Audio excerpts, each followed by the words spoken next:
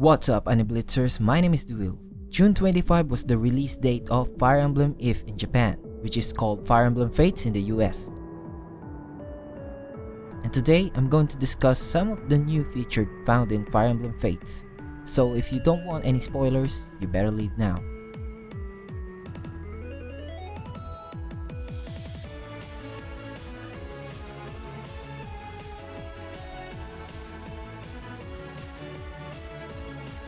Fire Emblem Fates is the first of the series that has two versions. Those are Birthright and Conquest. Those two games will have almost two different stories, while Birthright is being introduced as casual and easier version than Conquest. Okay, so let's start with the story of Fire Emblem Fates. The story will take on a role of an avatar who was born to Hoshido royalty but raised by the No royal family. On the brink of war, the player must choose whether to follow the destiny tied to their birthplace or the fate bound to the country that raised them. Siding with the Hoshido kingdom will involve the player defending it from the invading Nor kingdom. Aligning with the Nor kingdom, however, will involve the player in a revolution within the Nor kingdom. There is an option not to align with either path. This will reveal a new story responsible for the events of Fire Emblem Fates. During the events of all three paths, the avatar will face many problems along the way, forcing them to make hard choices throughout the story, some of which result in the death of certain characters. The third path is to be released as DLC in Japan this July. Now that we know about Fire Emblem Fates, let's talk about the new features that have been added in the series.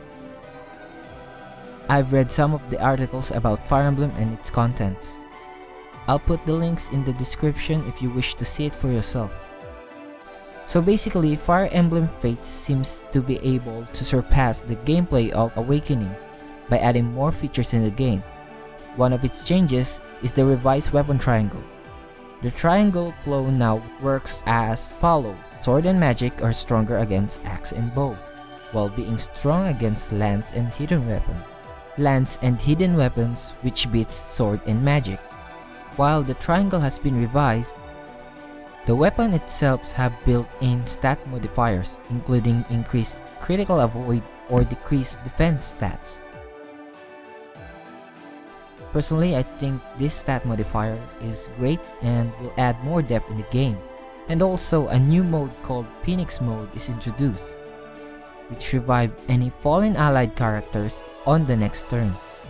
And unlike the previous version of Fire Emblem, gameplay mode style can be changed during a playthrough if the game proves to be difficult for the player to progress. Players can change from classic mode to casual mode and then to Phoenix mode, but not in reverse. The storyline will be unaffected by the gameplay mode changes. This would give the new players to adjust to their difficulty. After all, not all are good on tactics, in which some players just send whoever is near on this target, regardless that their unit might die. When we think about Fire Emblem, we always think that it's a single player game where you can play with your friends. However, that changed everything now, because there will be an online mode which utilizes a 5-on-5 deathmatch battle with either true local friend or random based online play. The 5 characters chosen are all chosen from units in one of your save file. Random battles can be played with standard rules or with item limitation. Additionally, the fog of war effect is disabled during the battles. And this is the main story here. Many players have negative and positive reaction over this new feature. Fire Emblem Fates introduced same-sex marriage.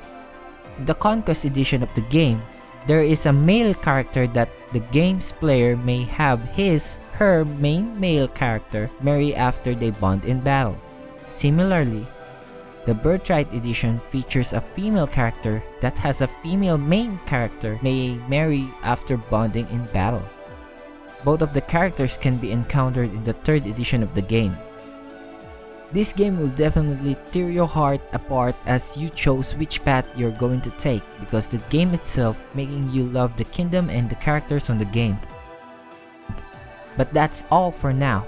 Tell me how you feel about the game, leave it in the comments down below. And if you enjoyed the video, don't forget to share, like and subscribe. Thank you for watching and see you in the next video.